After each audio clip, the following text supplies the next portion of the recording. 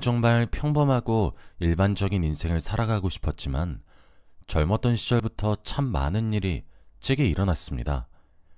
이제서야 저도 수만 번 제대로 쉬지 못하고 앞만 보고 달리다가 쉬어도 되는 순간이 온 것 같아요.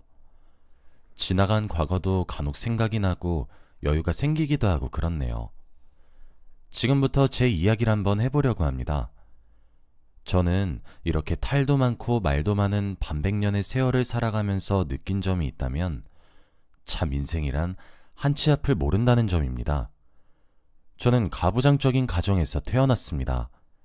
그리고 삼남매 중에서 전 둘째였죠. 여자란 이유로 오빠와 남동생에게 모든 것을 양보해야 했고 뒤치다꺼리를 해야 했습니다. 그나마 다행이었던 점은 오빠와 남동생은 가부장적인 아버지를 닮지 않았단 점이었어요. 아버지는 오빠나 남동생이 사고를 치면 하하하 웃으시면서 사내 새끼가 그럴 수도 있다고 사고 치는 것을 보면 큰 인물이 될 것이라고 머리를 쓰다듬어 주셨지만 제가 접시 한 장이라도 깨는 날이면 바로 제 뺨을 내려쳐버리곤 하셨죠. 그럴 때마다 오빠와 남동생이 절 도와줬어요. 사실 저희 남매 사이가 끈끈했습니다. 두 사람 다 절 보호해줬거든요. 뒤에서 위로도 많이 해줬고 저를 토닥토닥 달래주기도 했죠. 아마 이건 저희 어머니의 영향이 클 겁니다. 저희 어머니는 제게 많이 미안해 하셨어요. 사내로 태어나게 했음 이런 취급이 아닐 텐데 당신께서 못나서 날 여자로 낳았다고 말이에요. 그래서 오빠는 제가 태어난 이후부터 남동생은 태어나자마자 교육을 받았습니다. 여동생과 누나를 무조건 보호해야 한다고 말이에요. 그렇게 저는 귀하면서도 천한 취급을 동시에 받으며 자랐습니다. 아버지는 친할머니와 친아버지를 모시고 있어서 엄마가 시댁과 합가를 하셨었는데 여자인 저를 탐탁치 않아 하셨죠. 그래서 1년에 몇 번 만나진 못하지만 외할머니와 외할아버지를 저는 더 좋아했습니다. 적어도 외할머니와 외할아버지는 제게 윽박을 지르진 않으셨거든요. 친할머니와 친할아버지 그리고 아버지는 저를 공부도 시키려 하지 않았습니다. 그때 제게 돈을 쥐어주며 공부를 하라고 한 사람은 오빠였어요. 집안의 장순이 공부해보라고 지원을 하니 마지못해서 집안 어른들도 허락해줬고요. 저는 오빠에게 너무 고맙다고 했고 오빠와 남동생은 저를 응원했어요. 어른들은 여자가 밖을 겉돌면 집안이 망한다고 하더라. 여자가 되어가지고 저렇게 드세고 하고 싶은 것만 하려고 하니 큰일이다. 등등의 참 많은 말을 하며 절 기죽이려고 하셨고 못하게 하려고 하셨지만 생각보다 공부에 재능이 있었던 모양이었던 것인지 저는 곧 자라기 시작했고 그 결과 동네에 있는 대학교에 입학한 저는 좋은 성적으로 졸업했고 대학병원의 간호사가 되었습니다. 합법적으로 이 지긋지긋한 집구석을 떠날 수 있다는 것이 어찌나 기쁘던지 오빠와 남동생의 든든하고 물심양면의 지원 끝에 저는 집을 떠나 타지에서 일을 할 수 있게 되었습니다. 물론 버는 돈에 족족 제 생활비와 월세 등만 빼고 집으로 보내야 했지만 그래도 그게 어딘가 싶었죠. 아버지 곁을 벗어난 제 인생은 새로운 세상이었습니다. 저희 집이 참 답도 없는 집안이었구나 싶었죠. 그리고 시간이 흘러 제 나이가 결혼 적령기가 되었을 때였습니다. 집에 맞선이 들어왔고 상대방의 직업은 의사였죠. 집에서는 만남을 가지기도 전에 결혼을 서두르려고 했고 저는 그 휘말림에 등 떠밀려 선을 보게 되었습니다. 상대방은 참 착한 사람이었습니다. 저랑 비슷한 점도 많았고 성질도 비슷했죠. 저는 속으로 생각했어요. 어차피 이 결혼은 피하지 못할 텐데 신랑 될 사람이 좋아 보여서 다행이다 라고 말이에요. 결국 전 그 사람과 2번 정도 얼굴을 보고 결혼을 하게 되었습니다. 그리고 지옥이 펼쳐졌죠. 남편은 종갓집 장손이었어요. 전 종갓집 맏며느리가 된 것이었죠.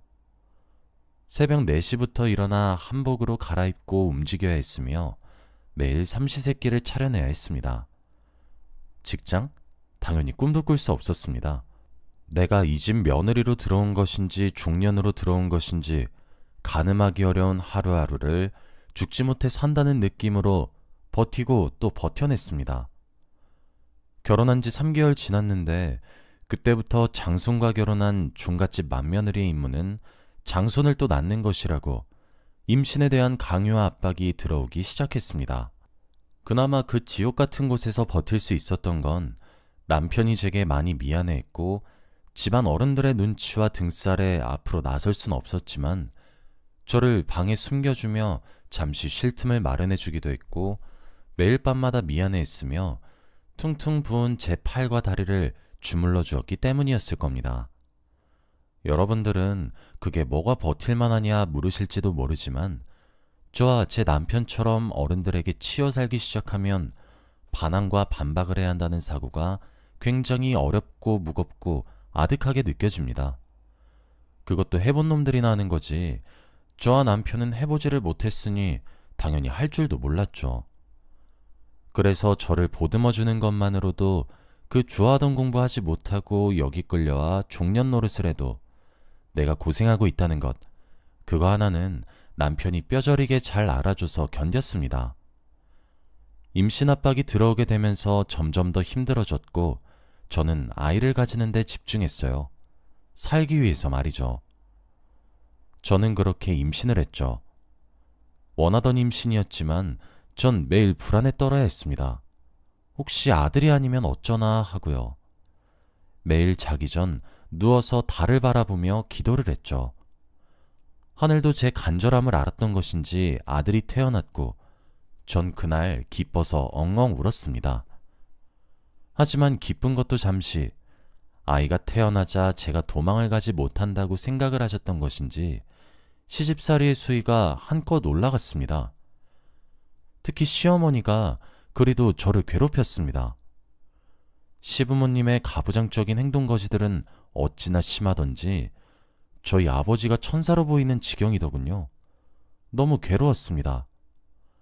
아이를 낳고 망가진 몸도 힘든데 절 그리 못살게 구시니 사람이 미치겠더군요. 남편은 저를 도와주려고 애는 썼지만 용기는 내지 못했어요. 나중엔 그런 남편의 우유부단한 행동도 신물이 나더군요. 매일 밤을 눈물로 지새우며 지냈습니다. 그때가 결혼을 한 지 딱 5년이 되던 해였죠. 제 우울증은 점차 심해졌어요. 아이는 태어나서 이제 말도 제법 하고 아장아장 잘도 걸었지만 저는 죽지 못해 살았습니다. 남편과는 말도 안 섞기 시작했죠. 결론적으로 저 사람은 본인의 아내와 자식을 지키지 못하는 거니까요. 그런데 제가 많이 힘들어 보였던 건지 뭔지 남편이 제 오빠와 남동생에게 연락을 했더군요. 결혼하고 난 이후 친정에도 보내주지 않아 오빠와 남동생을 3년 만에 봤었죠. 그날은 선산에 가는 날이었기 때문에 집에 여자들만 남아 있었어요. 남편이 저를 등 떠밀며 떠나라고 하더군요. 지켜주지 못해서 미안했고 앞으로도 난 어른들의 말씀을 여기지 못할 거라고 그러니까 떠나라고 하더군요. 제게 통장 하나를 내밀면서 미안하다고 절 붙잡고 눈물을 흘렸습니다. 아이는? 이라는 제 질문에 나중에 밖에서 따로 보자. 이러다 당신 죽어. 그러니까 여기 떠나. 이건 내가 미리 작성한 서류야. 내일 당신이 사인만 하고 법원에다 제출해. 미안해. 내가 해줄 수 있는 게 고작 이런 게 전부인 사람이야. 라며 제게 서류 봉투를 내밀었죠. 아이를 두고 떠나는데 아이가 어찌 눈에 밟히지 않겠습니까? 눈에 아른아른거리는데 오빠와 남동생은 떠날지 말지 망설이는 절 잡아 끌고 차에 집어넣었습니다. 남동생은 눈에 눈물을 그렁그렁 매달고 누나, 꼴이 이게 뭐야? 라며 슬퍼했고 오빠는 남편을 쏘아보면서 남의 집 귀한 딸 꼴을 이렇게 만들어놔? 양심 없는 새끼. 내 동생한테 연락하지 마! 하며 윽박을 지르고 차에 시동을 걸었습니다. 친정으로 돌아갔어요. 제 꼴이 얼마나 말이 아니었던 건지 알 리가 없지만 그렇게 엄하셨던 할머니와 할아버지, 그리고 아버지께서 아무런 말씀도 하지 않고 헛기침만 큼큼 마시고 자리를 뜨셨죠. 엄마는 버선발로 달려나와 말리지 못한 자신을 원망을 하며 제게 미안하다고 절 끌어안고 우셨습니다. 아버지도 할아버지와 할머니도 제 꼬라지를 보고 죄책감이라도 느끼셨던 것인지 별말 없이 가만히 계셔주더군요. 사실 세 사람이 뭐라 한마디라도 했음 콱 죽어버릴까 생각이라도 했을 텐데 그때만큼이라도 그 독사 같은 입을 다무신 것이 어찌나 감사하던지 일생에 처음 세 분께 사랑을 받아봤다는 생각이 들었습니다. 그 후 오빠와 함께 정신과를 다녔고 약물 치료를 받으며 우울증을 완화시키기 시작했습니다. 산후조리도 제대로 못했기 때문에 몸도 마음도 엉망에다가 걸레짝이 되었죠.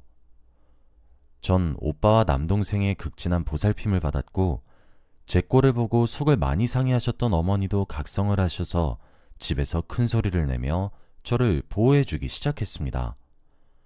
그런 어머니께 아버지가 한 소리를 하려다가도 어머니가 애 꼴을 보세요. 당신은 양심도 없어요? 라며 비명에 가까운 소리를 지르면 꿀먹은 벙어리가 되셨죠. 그렇게 보살핌 속에 저는 1년 정도 만에 많은 것들을 회복할 수 있었고 그제서야 이혼 서류를 접수할 수 있었습니다. 그리고 그 사이 남편에게는 연락이 오질 않습니다. 아이가 너무 보고 싶어서 연락을 했지만 받질 않았죠. 아이가 제 껌딱지였는데 행여나 찾지는 않을지 걱정이 그제서야 되더군요. 저도 그 사이 제정신이 아니었던 거겠죠. 전 그렇게 복직도 준비했고 일상생활을 하기 시작했습니다.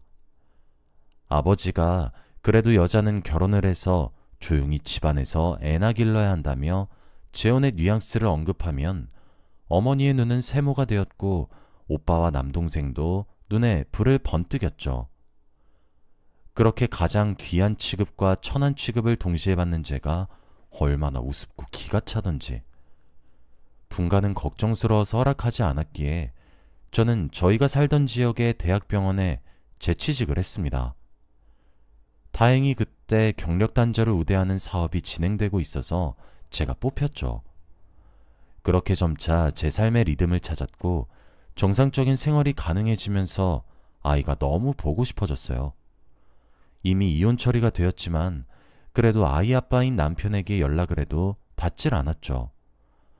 기다리면 밖에서 아이를 만나게 해준다던 남편은 제게 통장만 주고 나가달라는 거였나 싶다가도 그럴 사람이 아니라 생각하며 하루하루를 보내던 도중 저는 용기를 한 번 더 내보기로 했습니다. 시댁을 다시 한 번 더 찾아가기로 한 것이죠. 그래도 무서워서 오빠와 남동생과 함께 찾아갔습니다. 그때 아이의 나이는 얼추 7살 정도였어요.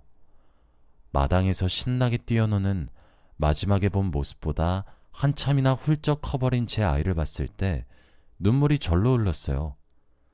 제 아이가 얼마나 똑똑했던 것인지 4살 때 헤어졌던 엄마인 저를 단번에 알아보고 놀던 것들을 다 집어던지고 제게 우다다다 달려와 안기더군요. 그리고 그 소란에 집안 어른들이 다 나오셨죠.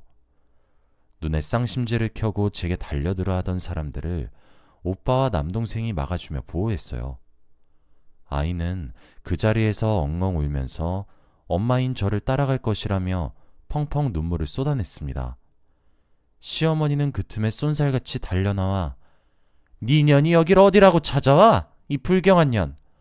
너 때문에 내 아들이 라며 제 뺨을 내려치고 아이를 뺏어들었어요. 아이도 제품을 벗어나지 않으려고 발버둥 쳤지만 시어머니 힘이 어찌나 억세던지 아이를 내놓으라는 제 비명 섞인 울음에도 시댁 사람들은 저희 남매를 문 밖으로 쫓아냈습니다. 아무리 두드려도 열리지 않았고 경찰에까지 신고를 한 탓에 결국 발길을 돌릴 수밖에 없었어요. 대문 너머까지 들려오는 숨 넘어갈 정도로 우는 아이의 울음소리에 가슴이 찢어지는 것 같았습니다. 그리고 남편을 원망했죠. 그 길로 남편이 일한다는 병원을 찾아갔어요. 이제껏 왜 남편이 일한다는 병원을 찾아가지 않으려고 했던 것인지 안면이 있는 직원에게 다가가자 다행히도 아직도 잘 기억하고 있더라고요. 남편의 행방을 물으니 어찌 그걸 이제 하셨냐면서 남편이 퇴사를 했다고 했습니다. 이유는 암에 걸렸다고 하더라고요. 지금 항암 치료를 받고 있는 걸로 안다고 하면서요. 가슴이 철렁했고 병원이 어딘지 모르니 다행히 알고 있다며 주소를 적어서 쥐어줬어요. 오빠와 남동생의 부축을 받으며 병원을 향해 갔습니다. 남편이 입원한 병실에 등장하니 남편의 눈이 미친 듯이 커졌고 여길 어떻게 온 것이냐며 당황해 하더군요. 항암 치료를 하고 있어서 그런지 머리도 다 빠져 모자를 쓰고 있는 꼴이 영락없이 환자였습니다. 고맙게도 둘이서 이야기를 하라며 오빠와 남동생이 자리를 피해줬고 전 곁에 앉아 이것저것 질문하기 시작했어요. 연락이 왜 안 되었던 거냐고 물으니 병원에 가둬지다시피 했다고 하더군요. 항암을 하게 되면서 기억력이 무척이나 나빠졌고 아이는 제게 맡긴다고 시댁에다 신신당부를 해서 괜찮은 줄 알았다고요. 저는 아이는 오지 않았다고 말해줬더니 남편이 놀라면서 헛웃음을 짓더군요. 그러면서 말하길 가난 말기랍니다. 사실 생존 가능성이 없다고 봐도 무방하다고 합니다. 죽을 때가 다가오니까 제가 너무 보고 싶었는데 이렇게라도 볼 수 있게 되어서 너무 행복하다고 했어요. 하늘에다가 대고 그렇게 기도했는데 자신의 기도를 들어준 것 같다며 바보같이 웃으면서 말이죠. 그러면서 제게 제안하더군요. 사망보험금이 나올 테니까 자신과 재혼하자고 하면서요. 마치 오랫동안 머리로 많이 상상하고 수정했던 계획을 하나씩 읊는 것처럼 속도는 느렸고 말투도 더듬거렸고 했던 말을 반복하기도 했지만 또박또박 자신의 제안을 설명했고 저를 설득했습니다. 남편은 자신과 혼인신고만 다시 하고 사망보험자 수익을 저로 변경을 하고 싶다고 했어요. 그리고 우리들의 아이를 자신의 본가인 그런 곳에서 기르고 싶지 않다고 법적인 소송을 하라고 했죠. 이미 자신에게 주어진 시간은 얼마 없다고, 그러니 본인이 죽고 나서 나오는 사망보험금으로 우리 아이 남부럽지 않게 사랑을 주고 자신의 몫까지 잘해주며 잘 키워달라고 했습니다. 자신처럼 집안에 치여 살지 않는 아이로 자라나게 해달라고 울먹이면서 제게 죽기 전에 하는 자신의 마지막 부탁이니 곧 가는 사람 소원 들어주는 셈치고 자신의 어거지를 들어달라고 한이 맺혀서 그렇다고, 저도 아들은 자신은 머저리처럼 제대로 지켜주지 못한 것이 너무 사무쳐서 그렇다고 제발 들어달라고 마지막엔 거의 빌다시피 부탁을 했습니다. 그 모습에 매일 치여 사는 저를 밤마다 팔다리며 온몸을 주물러주며 미안하다고 했던 남편의 모습이 떠올랐고 그런 남편을 저는 꼭 끌어안고 그러겠노라 대답을 했죠. 수년 만에 다시 안아보는 남편의 몸은 뼈가 앙상하게 붙어 있었고 너무 말라 있었습니다. 그리고 제 마음이 그토록 아팠던 이유도 남편을 여전히 마음에 담아두고 있기 때문이란 것도 알게 되었죠. 저와 남편은 그렇게 모든 것을 조용히 준비하기 시작했습니다. 다시 혼인신고를 했고 수익자를 변경했으며 혹시 모를 시댁에서 올 소송에 대비해서 남편은 스스로 동영상을 하나 찍었습니다. 자신의 명의로 된 모든 재산은 제게 이전을 할 생각이기 때문에 이전을 한 것이며 제가 남편의 사망보험금을 노리고 혼인한 것이 아니라 본인 스스로가 수익자 변경을 요청한 것이라고 말입니다. 필요한 경우가 생길 수도 있다고 하더군요. 그렇게 변호사에게 아이를 돌려받을 수 있는 방안을 여쭤보고 모든 것을 아주 만반의 준비를 했었습니다. 그렇게 총 3개월이란 시간이 걸렸습니다. 그동안 제가 몰래 쥐어준 휴대폰으로 시댁 식구들과 겹치지 않는 동선으로 남편과 매일 만났죠. 남편은 정말 한이었다는 말이 맞았는지 모든 것을 완벽히 준비하고 바로 다음 날 거짓말처럼 혼수 상태에 빠졌습니다. 그리고 더는 눈을 뜨지 못했어요. 남편의 장례식에 들어가는 것조차 거부되어 남편이 떠나는 길조차 제대로 배웅하지 못했습니다. 그리고 저는 준비했던 모든 것들을 기다렸다는 듯이 터뜨렸어요. 아무런 준비도 못하고 주 양육자가 아니었던 시부모님은 제가 거는 소송에 족족 패소할 수밖에 없었고 법원의 명령으로 아이는 제가 되찾아올 수 있게 되었습니다. 심지어 종갓집과 선산의 명의도 남편이 제 명의로 변경을 해줬습니다. 그리고 인근에 재개발을 한다고 땅을 팔라는 제안에 엄청난 금액을 받고 선산과 종갓집 터도 다 팔아버렸습니다. 게다가 사망보험금의 수익자 또한 저로 되어 있었기 때문에 남편 앞으로 나온 모든 보험금들도 제가 다 챙겼습니다. 남편의 성견지명이 맞았던 것인지 실제로 시댁에서 소송이 걸어왔고 남편이 찍어준 동영상을 증거로 내세워 고소 또한 기각을 시켰습니다. 남편의 목숨과 맞바꿔 세운 완벽한 계획이었으니 제가 질 리가 없었죠. 선산도 종갓집의 터전도 조각내고 없앨 수 있는 것들은 모조리 다 팔아치워버렸습니다. 꼴도 보기 싫어서 말이에요. 시댁은 난리가 났습니다. 일가 친척들까지 절 찾아와 들들 볶았고 그럴 때마다 족족 경찰에다가 협박죄로 신고를 했습니다. 그랬더니 그제서야 시댁에서 저자세로 나오더군요. 남편이 숨을 거두기 전 제가 당한 일을 생각하면 복수해도 상관없다고, 그래서 명의를 이전해 주는 거라고. 하지만 그래도 우리 부모님 노년에 집 한 칸은 마련해서 살게 해달라고 부탁을 했었어요. 저자세로 나오는 시부모님께 시골에 조그마한 땅과 밭을 사놓은 곳을 주소로 적어드렸고 2번 다시 저와 제 아들 눈앞에 나타나지 않는다는 조건을 수락하면 1억의 돈을 주겠다고 했습니다. 땡전 한 푼 없었던 시댁은 어쩔 수 없이 울며 겨자 먹기로 제 조건을 수락했어요. 그래서 우린 각서를 썼고 공증도 받았죠. 그렇게 모든 일을 처리했고 종갓집 가문 하나를 박살내었어요. 선산도 없으니 어디 가서 체면도 안 서질 테니까요. 그곳은 개발지역으로 바뀌었습니다. 새로운 건물이 올라간 것으로 알고 있어요. 그리고 시댁 어른들의 머리 한 가닥조차 볼 수 없었죠. 전 제 품으로 돌아온 아이와 단둘이서 평화롭고 행복하게 잘 살아갔어요. 그리고 어느덧 벌써 제가 50대가 될 정도의 시간이 흘렀죠. 제 아들이 올해 의사과정 중 인턴 과정을 밟게 되었습니다. 몇 년 만에 엄마 얼굴을 단번에 알아볼 때부터 머리가 비상하다고 생각을 했었는데 제 아빠를 쏙 빼다 닮은 모양인지 의대에 들어가 정말 열심히 공부를 했습니다. 의대에는 천재들 중에서 천재들만 간다고 하던데 그곳에서 장학금도 타고 그랬으니 제게 얼마나 자랑스러운 아들이 되어주었는지 여러분들도 잘 아시겠죠?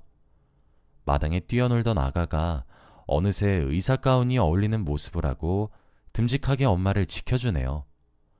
오늘도 다른 날과 다름없이 아들과 전화를 하고 끊었는데 오늘따라 남편이 물씬 생각나는 밤이에요. 여기까지가 제 이야기였습니다. 읽어주셔서 감사합니다.